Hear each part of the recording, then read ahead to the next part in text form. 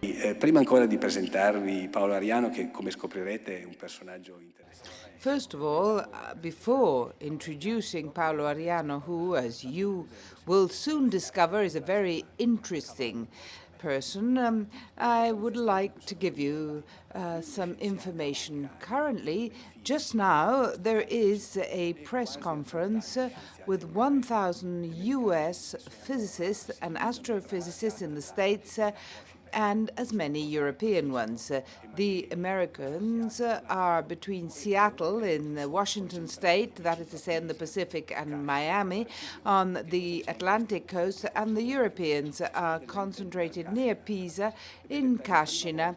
Well, what is happening? What is happening in these three places?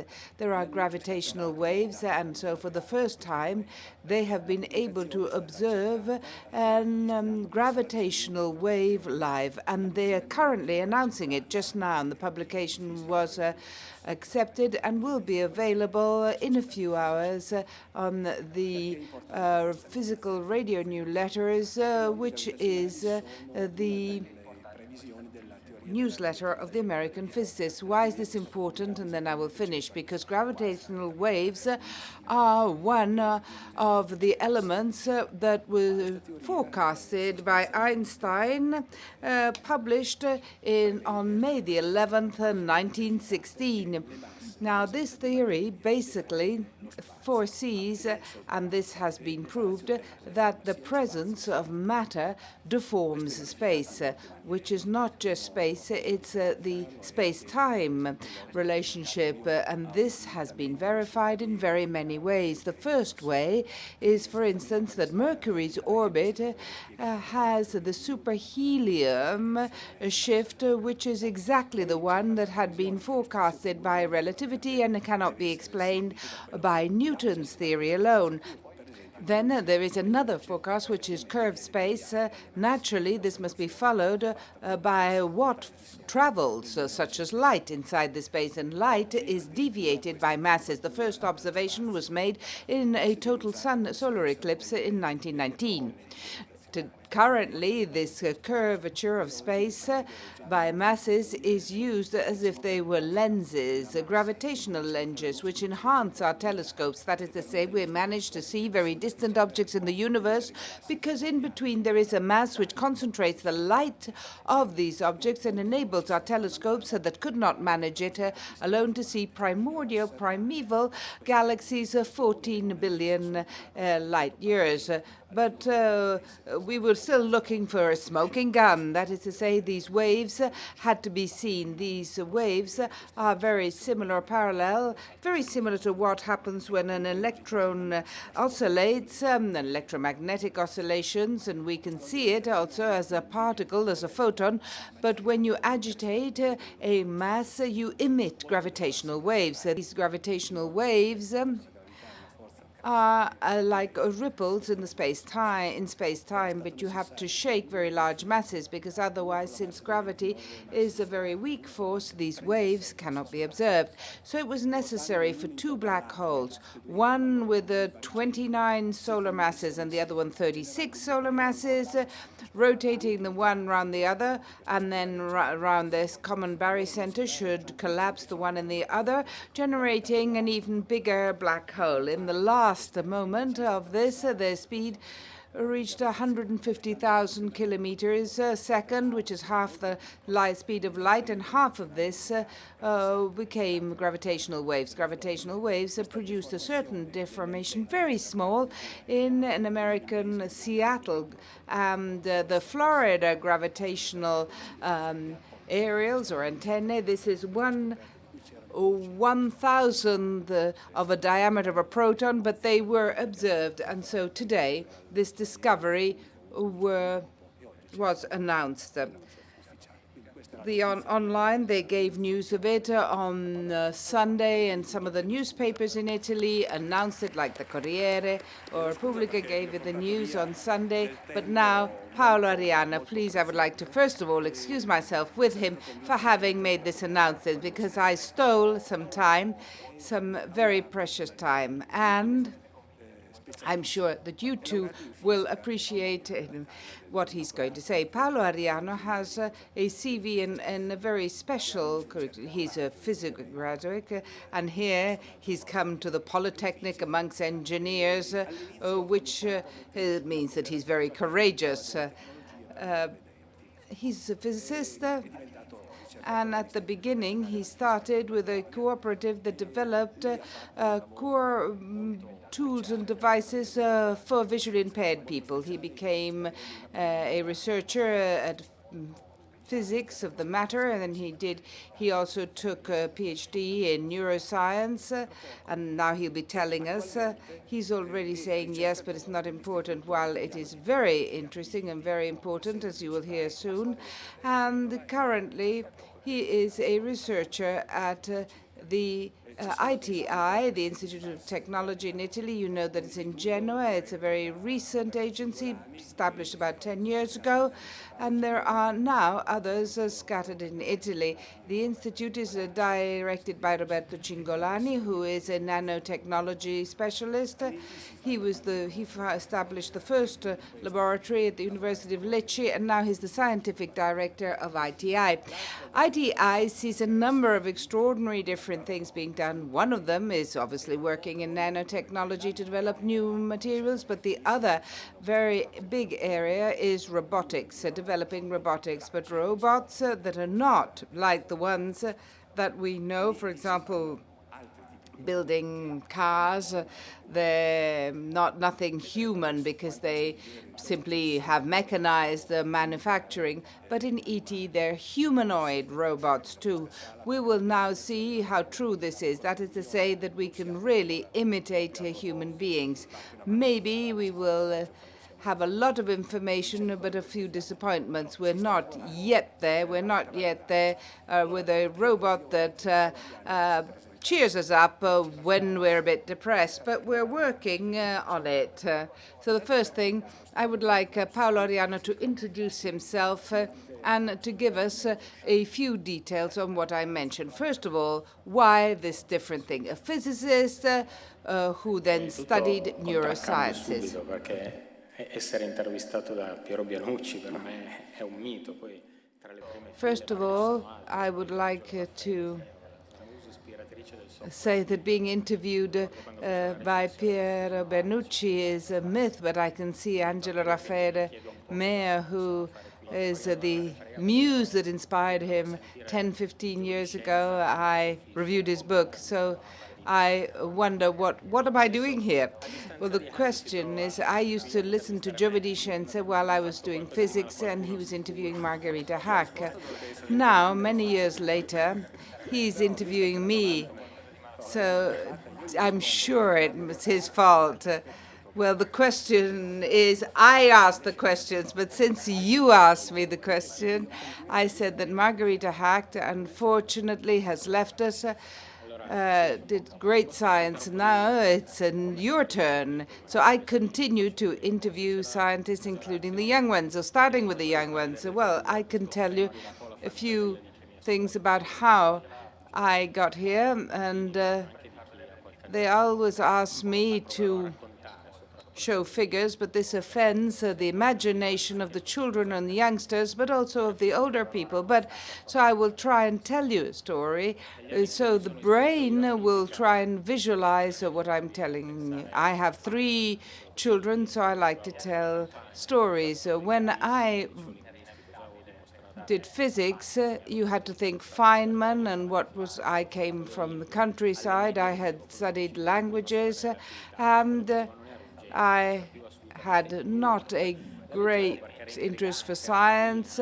I used to read things on relativity, but I was not a genius. I didn't understand anything about it, but I read it because it was appealing, intriguing. The less I understood it, the more I read it. It was a reason of pride. And then I understood that even at 40, I continue not to have understood it. So what you're saying are notions that to be assimilated, they can be understood, but to be assimilated and explained, it's something which I admit I still haven't understood. But Feynman was an idol. I came from Fossano, and I had to choose the faculty. My father clearly was very happy that I went towards sciences, but he already thought he's a chemist and he thought an engineering. Who wouldn't want his son to be an engineering? And I'm going to say it here, Daddy, you see, I didn't have to go do engineering to come to this hall, which is where engineers graduate. And I'm saying this to my daddy. But I came to Turin, and clearly we always have a friend that also always leads you down a winding path. And I said, I'm going to do engineering. He said, why? And I said, well, because I like physics. So I'm going to study engineering. That's not exactly a logical step. I didn't know. He said, you know that there is a faculty of physics. It's called physics. And there, a new world opened. I went home and I told my father I was going to study physics, who years later accepted it. But I hope that in the end, well, I know that he was happy about it. So yeah, I started with physics. I was very happy, and that's it's not the parents, our parents, who tell us. Another muse, without talking about Feynman, is Tullio Regge, the person you can see here, because in an interview I'd understood that he'd done this. I'd made the right choice because Regge had registered with the Polytechnic, and then he understood that he would do chemistry, and he said that he would do physics plus chemistry, which was engineering. But I said, but after my degree in physics, I said one was enough, thank you, but let's not overdo it. After a few years, as usual, although physics was interesting, I decided to shift and went on to biophysics, and I had a PhD in neuroscience, which is what I pursued. There are some people here who studied with me. And I studied the complication of the brain. You don't think about it. You look at stars and gravitational waves, which are wonderful. But if you think about it, we have a skull which inside has more synapses than the stars that we can see in our galaxy.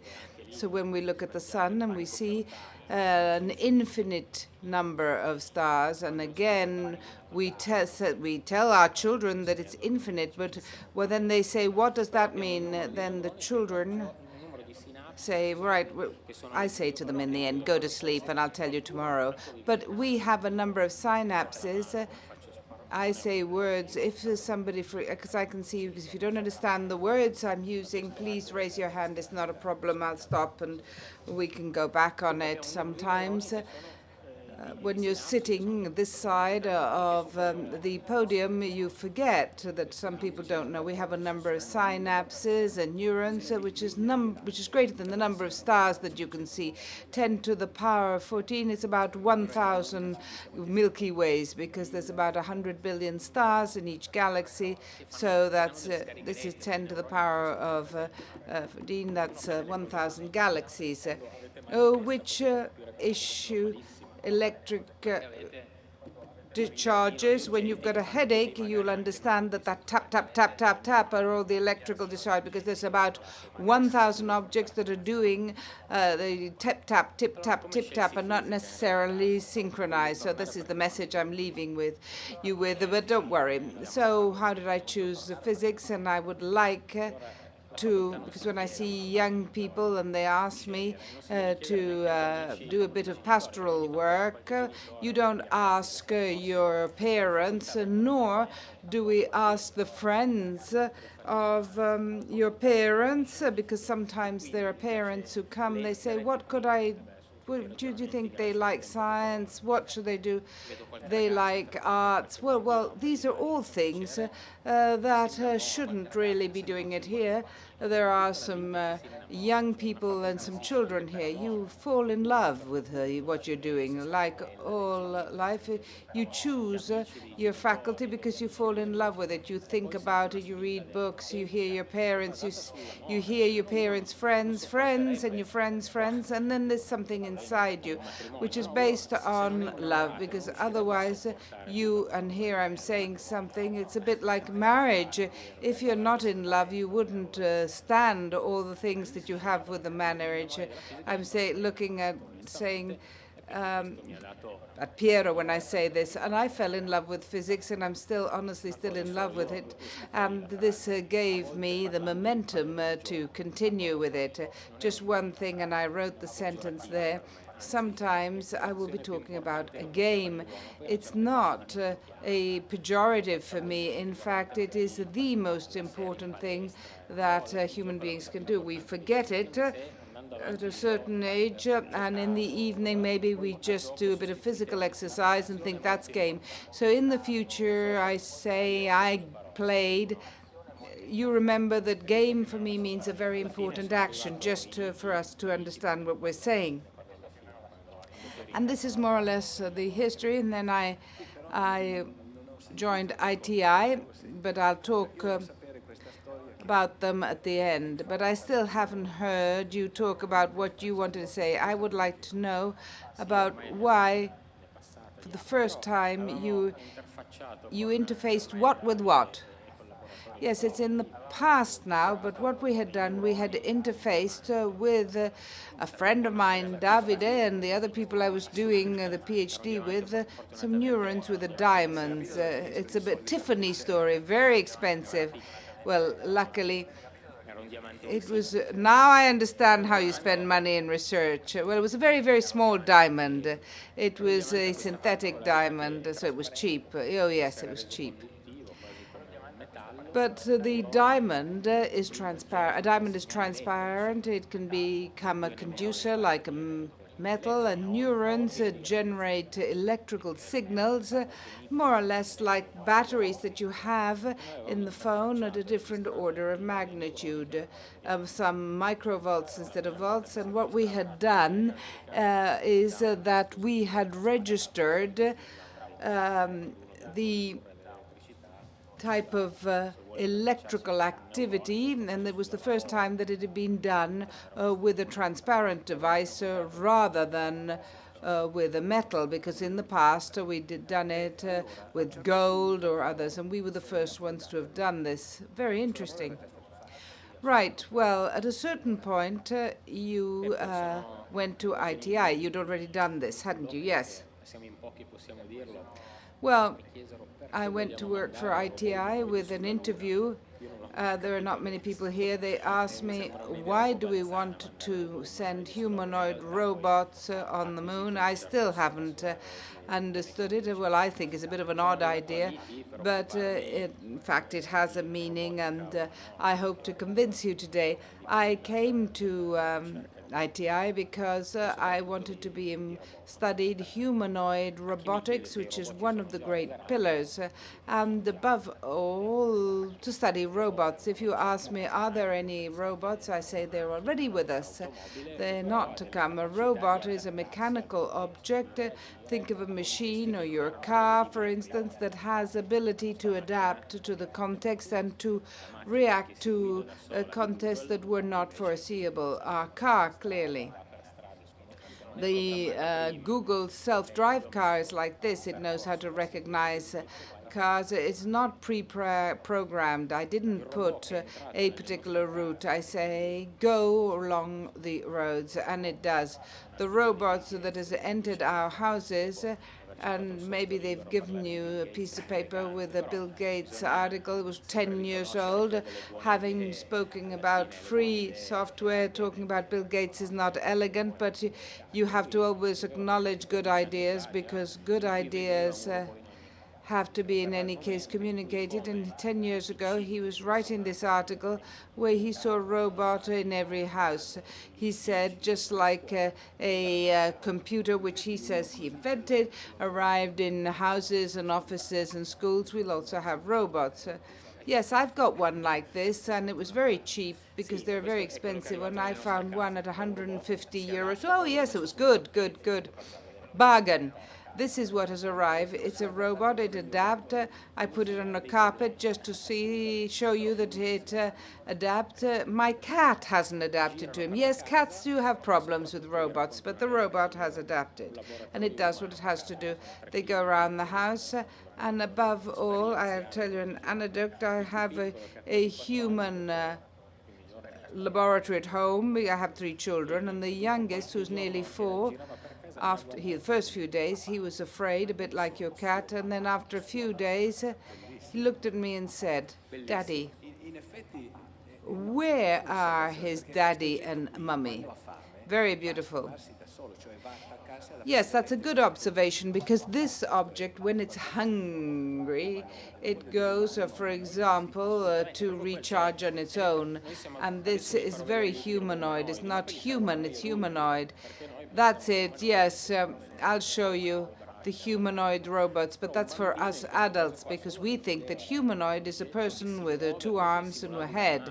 But a child, in this case, just by seeing an object which moves, simulating an animal that goes looking for things and come back, had perceived qualities that were vital, which were living qualities.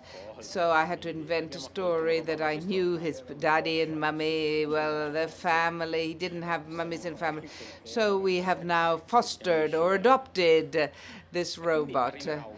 Please, let's not talk about that, because otherwise there might be problems. But in any case, there will be a world of robots. When people say, what will it be like? Well, I ask, what was the world before,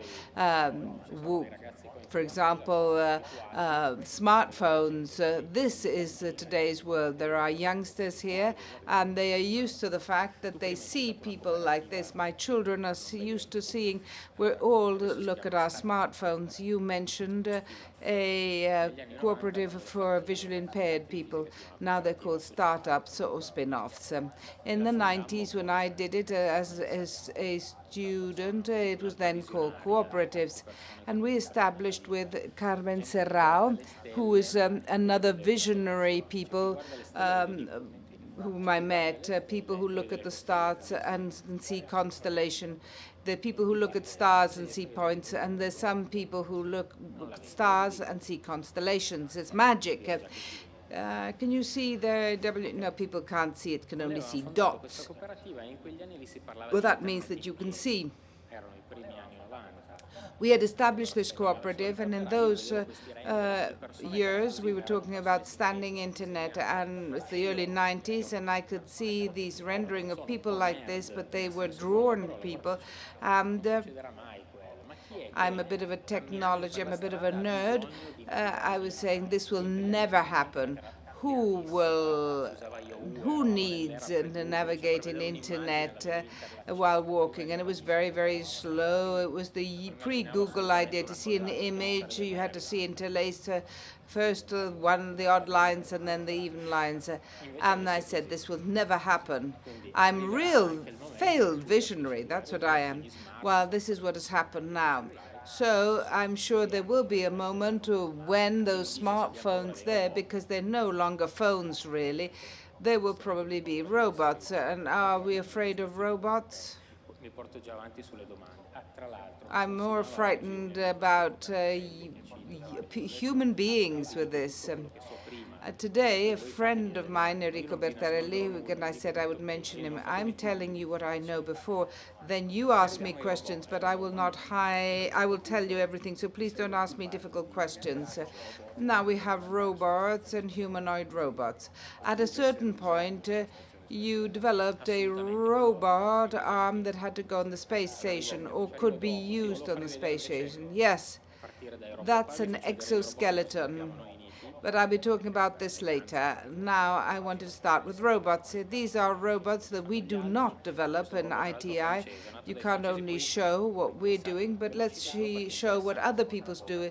This is a French robot, and I'm mentioning it because it's interesting to see what, are they male and female? Probably. A French robot that was bought by the Japanese. A humanoid robot that is sold. It costs about 1,500 euros, so it can reach rooms, and then purchased by the Japanese. I think this is interesting because it's not the Japanese who are the strongest on humanoid robots. I understood why, but I'll tell you only if you ask me. This is the robot. I'm a physicist, not a robotic expert, and if you want the ticket refund, please turn to the organizers. This is Giorgio Metta, who is the father of ICAB. It's an IT team in Genoa that develops this robot. It's their humanoid robot. Yes, robots are in the house. They're vacuum cleaners, but the vision is that there will be humanoid robot. That is to say, someone who will help us do things. Now, if I can do it, the folder is closed, but I'm reopening. I would like to just show you a video to show you what it does, because then I will ask you to do something. Given these robots, I would like you to be visionary, to think. Those who are a bit slow like me, we have scenarios. What will happen if? What if? Here you can see videos of robots, and I will ask you if you have an idea of how they could enter our houses and to do what. And give you a few ideas. Very pretty. They worked also on expression. What you see is not planned to do what it's doing. For example, to hold a ball is planned to explore what it has and to do things that are unforeseeable.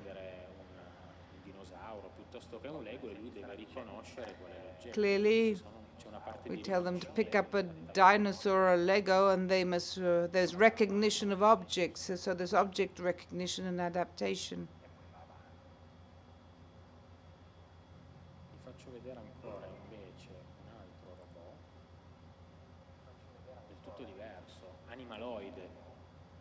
Another robot, completely different. It's animal-like. Animals were there before humans on Earth, I would like to remind you.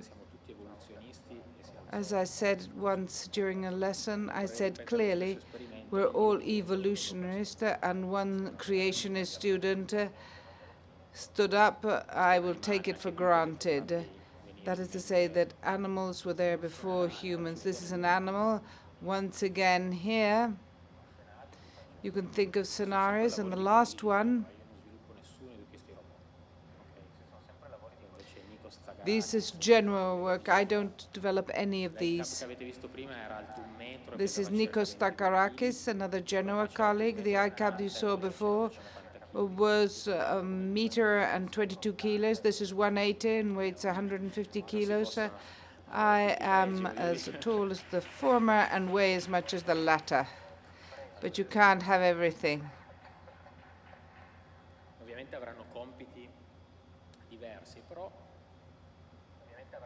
Now, clear, they will have tasks that are different, but they're inspired by nature. We try to do what nature did in 4 billion years. We're trying to do it in very few years. Maybe they will continue, the youngsters will, and the children will continue. But in this moment, we have a need. The need to have objects like this. You see, also this one took part in a competition, DARPA, in the States. I can't remember how many robots. It was a hurdle race, and then here driving. I won't show you everything because it's all material that you can find clearly online in the internet. It's useless wasting time here. But now we can, if you want to, close your eyes for 15 seconds and think for a second what these objects could do, because they're very different. They're not the Comau arm or the vacuum cleaner. They're objects like us. They're roughly our height, 2 arms, and they interact with the world which is conceived for us. Hence, I understood this after years. So I'm sharing something with you. When they asked me about sending humanoids on the moon, it's because they were thinking of tools for human beings that had to cooperate with human beings. We don't have to redesign stairs and doors, etc. We will adapt robots to what the world as it is. Have you thought about it? Yes, I trust you have.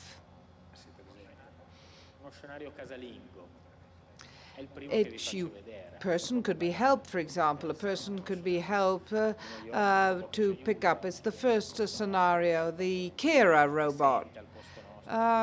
A robot that helps us, that, for example, sees for us, that hears for us when we can't hear. A robot which is easy to control. It's easier for us to adapt to robots, which proves that we are much better by orders of magnitude. But a robot that helps us improve the quality of life.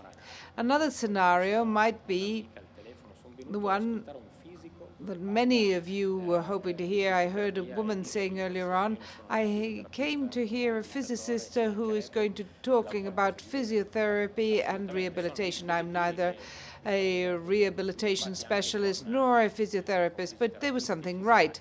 These are devices which I will show you that have been developed with physiotherapists and physiatrics and doctors. I see some here that have been developed with them that can help people. So amusing in the interaction, you can read it.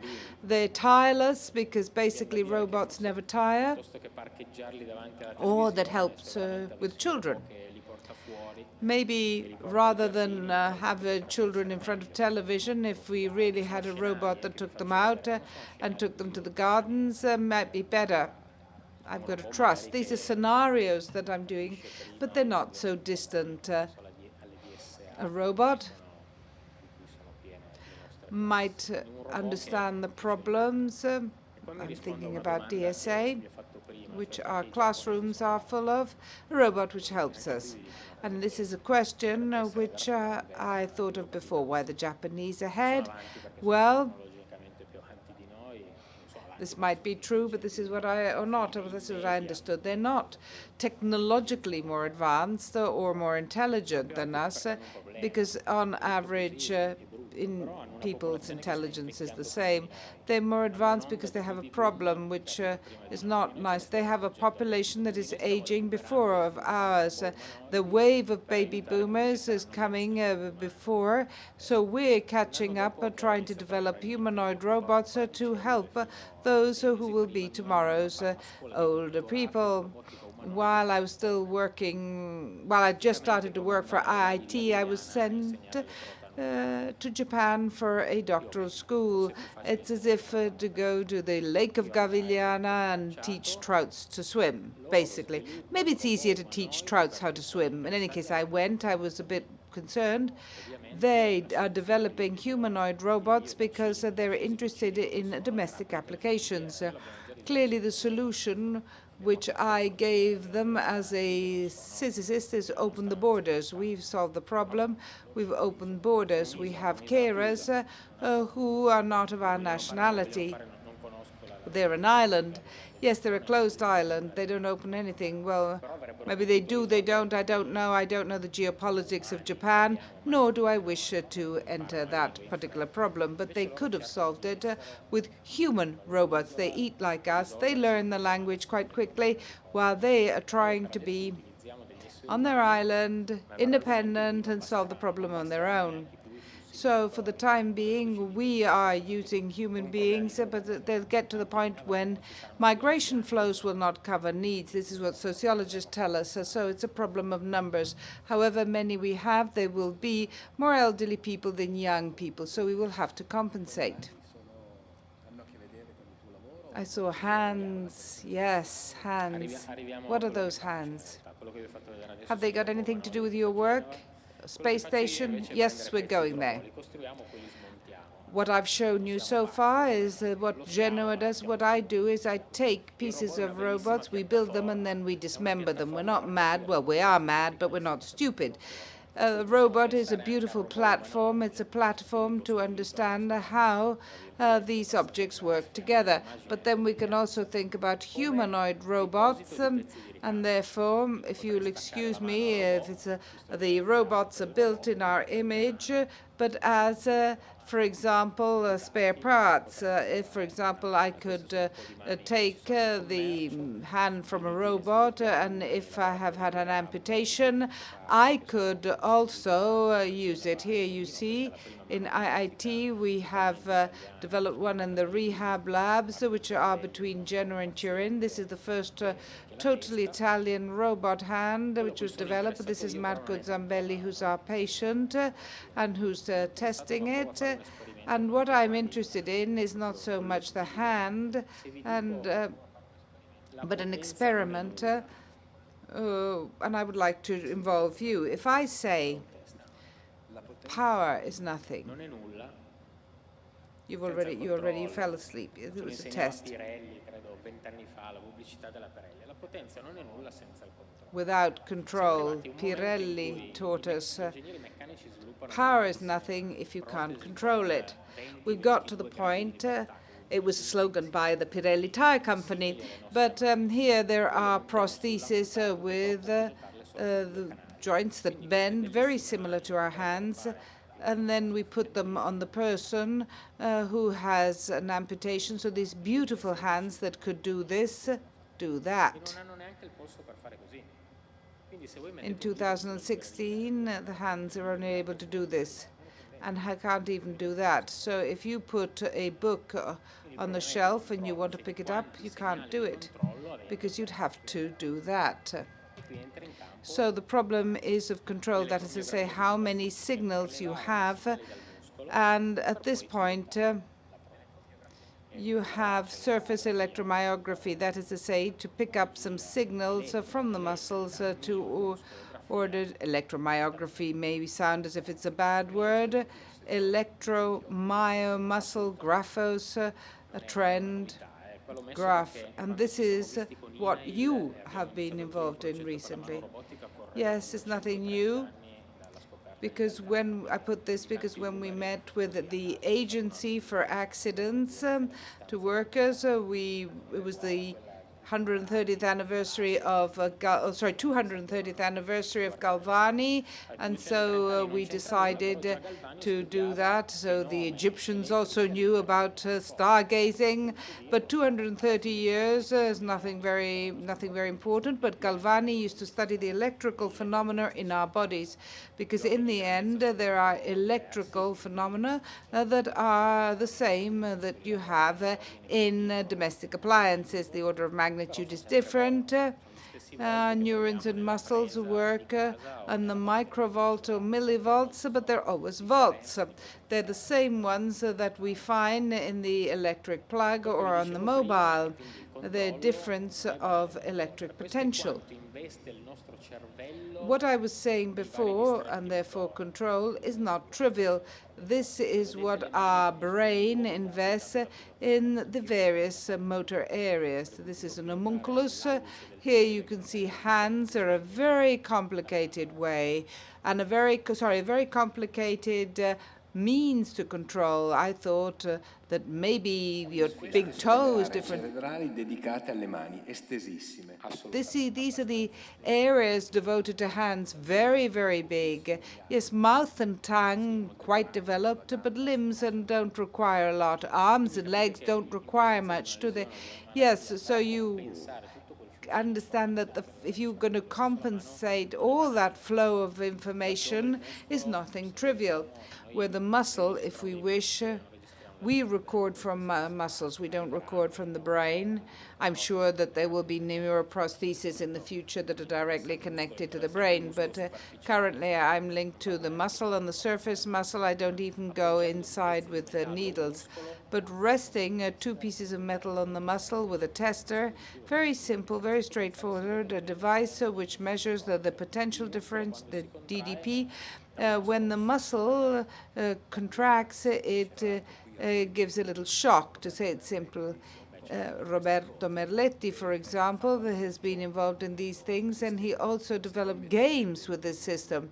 If you take or put electrodes which perceive the current under the skin, and you ask them to move their skin, these children can pilot cars and get them to race, and so on and so forth. This is a gaming application, but there are other applications that you can use in therapy. You're talking about frustration, because I tell my children what I do, and and they didn't understand, but they did once when they played the polystill, when they had MG electrodes. This is called Laboratory of the Curiosity because it is the one that goes for children from 5 to 11, and they carry out various experiments. And one of the games they do, where they have to do with electrical measurements, so that they produce electricity, they generate electricity, and that this can be used outside their body, for instance, to pilot the racing cars. Here you can see the prototypes that we're developing. Here we are in the center of this, in the MG of the Poly. This is a project that we're developing with INAIL, the Agency for Work-Related Accidents. Here I'd like to talk about the hand, apart from the degrees of freedom. A patient I was working with in Bologna. Could you please say what the degrees of freedom are? It's the number of points that bend. Here there are 3 points. These are 3 degrees of freedom. So try to do this with your hands.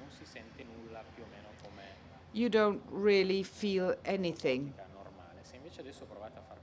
But if you do this, you still don't feel it. But if you had been wearing a prosthesis, you wouldn't have heard me, because there are electric motors that make a noise. So there's still a lot to be done on these objects in 2016, that is to say, on the mechanics and control. Patient. The amputee goes to the restaurant and everybody turns around because they hear the noise of a motor. And these are the hands. But there's another story that I want to tell you, and then I've finished. But if you have questions, or if you're a bit boring, please give me signs of it, and I will tell you something else. It's not a problem. These are the ones you were asking about before. These are exoskeletons. I'll show you with a movie. You've seen this. This was an exoskeleton connected to the brain. It exists. It's in our labs. It hasn't yet been marketed. Here you see this is in a movie, but this is not a movie. This is in hospitals. Something which is a robotics that you can wear. We had a robot, then we detached the parts. We saw why we develop a humanoid robot, the spare parts, and now we're simplifying it even more. We get people to wear a robot, people who have limbs but have difficulties in moving. So it's wearable robotics. For those of you who are involved in control like I am, it's more complicated, because initially I could have had mistakes or inaccuracies on opening and closing. I can't do it with an exoskeleton. If I'm walking and by any chance there is a failure or closes something too quickly, at that point the biological matter inside that could be damaged. Here you see I develop exoskeletons of hands, so robots that are worn. There's a limb that doesn't work as well as it used to and has to be piloted and possibly rehabilitated. So there will be scenarios where the exoskeleton is worn and then put aside, while there will be scenarios also where I keep the exoskeleton for the whole day, because without it I can't work, I can't play, I can't do what I'd like to do. But how did I get to exoskeleton, which was your questions? Well, I was working with IIT and a large aerospace industry, and I'm not going to mention the name because otherwise we'd be advertising. It's a Turin one, though. In any case, a large aerospace Turin company said, we have this scenario, which is we want to colonize Mars, which means that we have to work a lot in extravehicular activities outside. And our astronauts, our space people, other on top of the other problems, which do not interest me in particular, was the fact that the astronauts were no longer able to hold drills and screwdrivers because of the wear and tear. This was a Russian astronaut, and those gloves are from a Russian one. I'm showing you this because we were able to buy a Russian glove, and we tried to bought one from NASA, but it's impossible. All the facilities, even of the European space agencies, have to reproduce gloves because what do you know what we did? Very simple. eBay. The Russians are selling everything, and we bought it on eBay.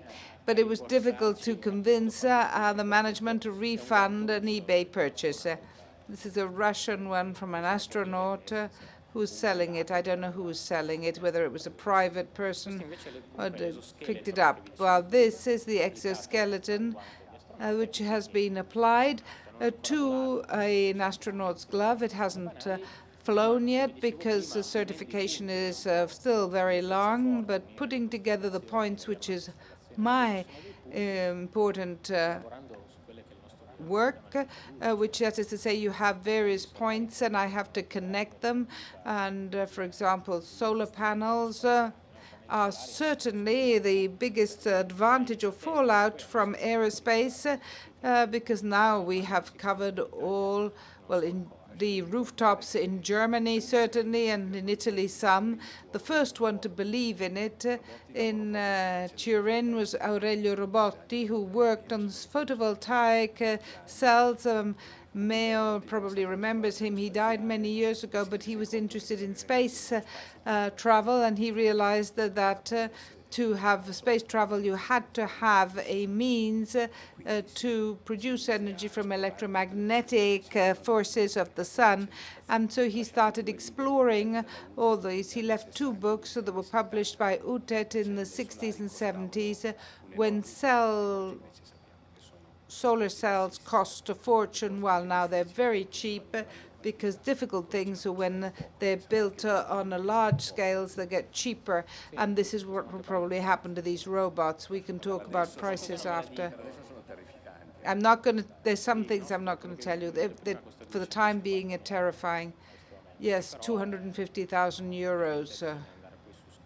But clearly, then you have to have mass production. The idea is that you will not be paying for it 250,000 euros unless you have it. But in fact, it's open hardware because Angelo Raffaele Melo is here, so you can buy the project and manufacture it. With Russians, maybe, yes, you can rebuy it, repurchase it from the Russians. That might be an idea.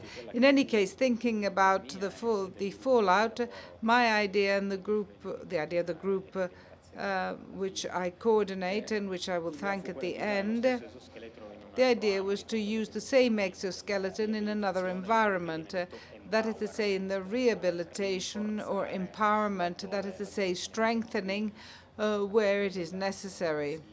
Here you can see it's Sylvia's grandmother. Sylvia's a colleague of mine, and her grandmother kindly helped us. And I will show you here a film of the exoskeleton as it is working.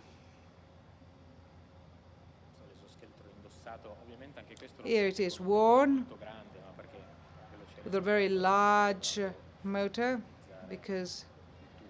and now we're trying to have a smaller one. The signal comes from the muscle. Here you see electrodes. We developed ours, but in this case I can't show you them.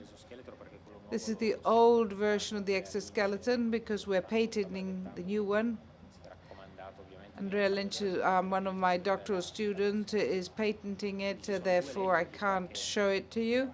There are 2 electrodes here that pick up a muscle signal and send it to the exoskeleton.